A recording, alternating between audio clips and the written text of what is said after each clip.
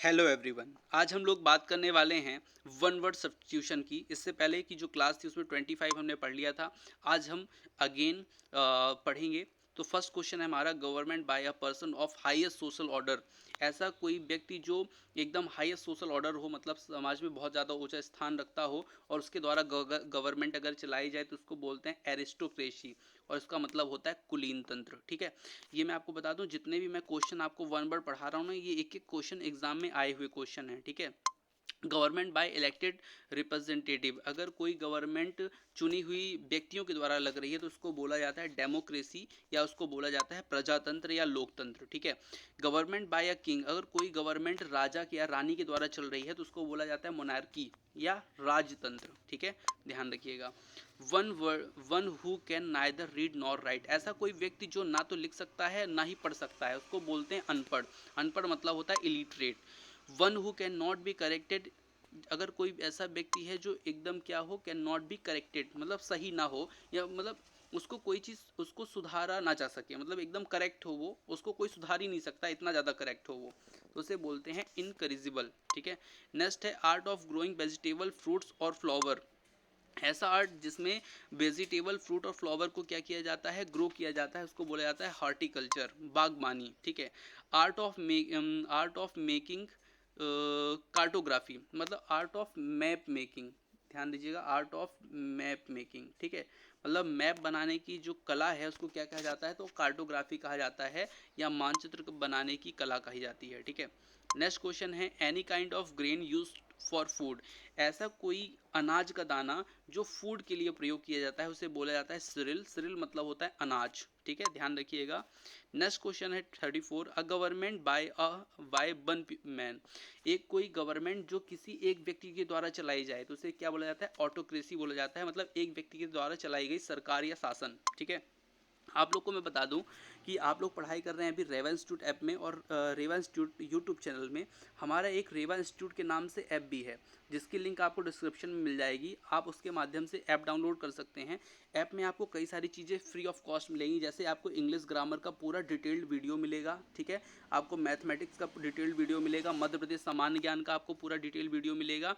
ठीक है, और भी कई सारे वहाँ पे आपको वीडियो मिलेंगे सब्जेक्टिव वाइज अलग अलग। ठीक है, तो उससे पढ़ के आप क्या है अपनी तैयारी और अच्छी कर सकते हैं, चाहे वो कोई भी प्रतियोगी परीक्षा क्यों ना हो। ठीक है, नेक्स्ट ध्यान दीजिए, the science of beekeeping, cultivation and maintenance of beehives. ठीक है, तो ऐसा विज्ञान जिसमें क्या है, बी मधुमक्खी को पाला जाए, उसको बढ़ाया जाए, तो उसे क्या कहा जाता है, एपीकल्चर कहा जाता है, मधुमक्खियों का पालन कहा जाता है। ठीक है, नेक्स्ट क्वेश्चन है 36 number, a man who is great lover of books.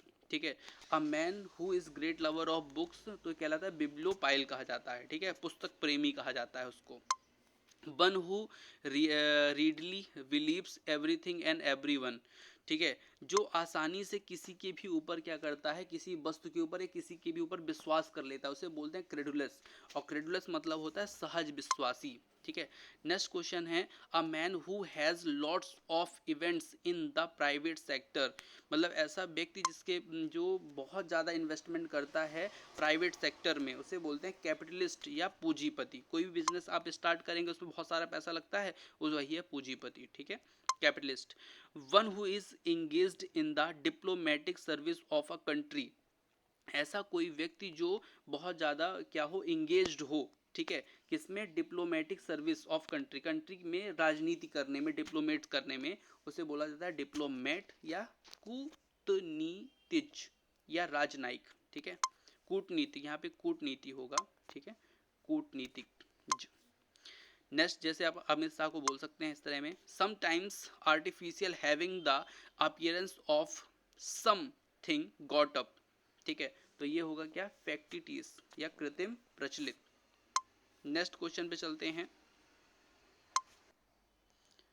तो नेक्स्ट क्वेश्चन हमारा है as opposed to realistic imagined not real, मतलब ऐसी कोई चीज़ जो रियल ना हो, क्या हो, इमेजिन किया गया हो, है ना, मतलब रियल में ना हो लेकिन ऐसा हम सोच रहे हो, तो ऐसा उसको बोलते हैं फैक्टिटियस। ठीक है, फैक्टिटियस मतलब होता है काल्पनिक या मनगढ़ंत, जैसे कुछ कहानियाँ अपन लोग बना लेते हैं मनगढ़ंत उस तरह की। ठीक है, नेक्स्ट क्वेश्चन है ट्रेड्स मेंटल और physical received from for father bye worth.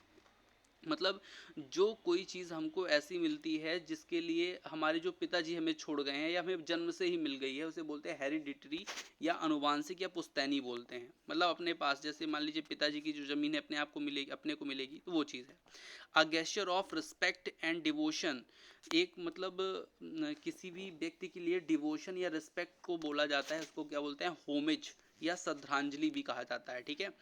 One who can not be put into practice incorrigible, मतलब ऐसी चीज, one who can not be put into practice, मतलब जिसको प्रैक्टिस के द्वारा भी क्या है, नहीं बनाया जा सकता, ठीक है, जो बिगड़ चुका है एकदम, तो उसे बोलता है इनकरेजिबल बोला जाता है, या बिगड़ा हुआ बोला जा सकता है, उसको बनाया नहीं जा सकता प्रैक्टिस के द्वारा भी, ठीक है। Next question 25, deceptive appearance statement और बिलीव, तो मतलब ऐसा कोई अपीयरेंस या स्टेटमेंट जिस पे आसानी से विश्वास ना हो, मतलब आसानी से विश्वास हो जाए, ठीक है, उसको बोलते हैं इल्यूजन, ठीक है। अब विश्वास हो जाए लेकिन वो है नहीं वास्तव में, जैसे आपने मिग मरीज का पढ़ा होगा कि दूर देखें तो रेगिस्तान में या सड़कों में दिखता है कि पानी भरा हुआ है, लेकिन पास जाने पर लगता है कि वो पानी नहीं है, इसी को बोलते हैं इल्यूजन, ठीक है। नेक्स्ट क्वेश्चन है इल टाइम्ड सर्कमस्टेंस, मतलब ऐसा कोई व्यक्ति, ऐसी कोई चीज़ जो मतलब जो उसके ऊपर सूट कर रही हो लेकिन उसके पास हो ना, जैसे चाहे हम बोल दें कि तुम, जानता हूँ तुम कितने होशियार हो, तो इसका मतलब उसको अपने होशियार बोला भी लेकिन वो है नहीं, तो उससे बोलते हैं आर्नी। आर्नी मतलब होता है व्यंग या ताना, ठीक है। तो ये चीज़ आपको समझनी है।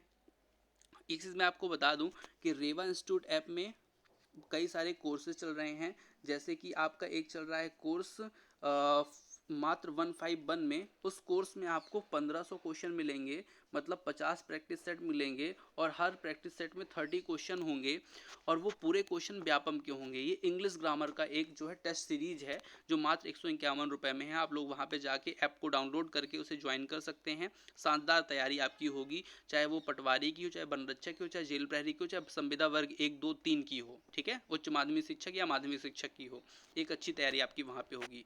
Science of vocal natural sounds, ऐसा मतलब जो विज्ञान जो क्या हो, नेचुरल साउंड पर हो, है ना, मतलब कोई नेचुरल साउंड के बारे में बताए, जैसे मान लीजिए कोई चिड़िया की आवाज़ है, उसको चिड़िया की आवाज़ को पहचानना, तो ये जो होता है ना, इसे बोलते हैं फोनोलॉजी या ध्वनि विज्ञान भी कहते हैं, ठीक है। Next, farmer holder of an office और अ पोजीशन, उसे क्या कहते हैं, उसे बोलते हैं प्रेडिसेसर, पूर्व अधिकारी, ठीक है, मतलब कोई पुराना अधिकारी, ठीक है। Communication between mind and other than the known channel of sense, इसे बोलते हैं टेलीपैथी। अरे सिंपल सी है, मतलब किसी भी व्यक्ति के मन में कोई चीज़ बैठ जाए और उसको निकाल ना पाए, उसको बोला जाता है टेलीपैथी, ठीक है, मानसिक संक्रमण।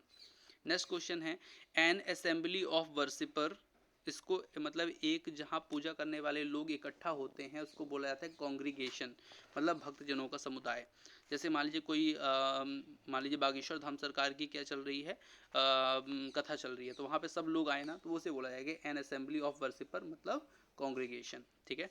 तो आज की क्लास में इतना ही रखते हैं, ठीक है। आप लोग को मैं बता दूं कि अगर आप व्हाट्सअप ग्रुप से ऐड होना चाहते हैं तो इस नंबर से आप ग्रुप से ऐड हो सकते हैं, या फिर आपको लिंक व्हाट्सअप जो उसमें मिल जाएगी, क्या बोलते हैं, डिस्क्रिप्शन में, तो आप ज्वाइन हो सकते हैं और रीवा इंस्टीट्यूट ऐप डाउनलोड करके अपनी अच्छी तैयारी कर सकते हैं। मिलते हैं नेक्स्ट क्लास में। Thank you for watching.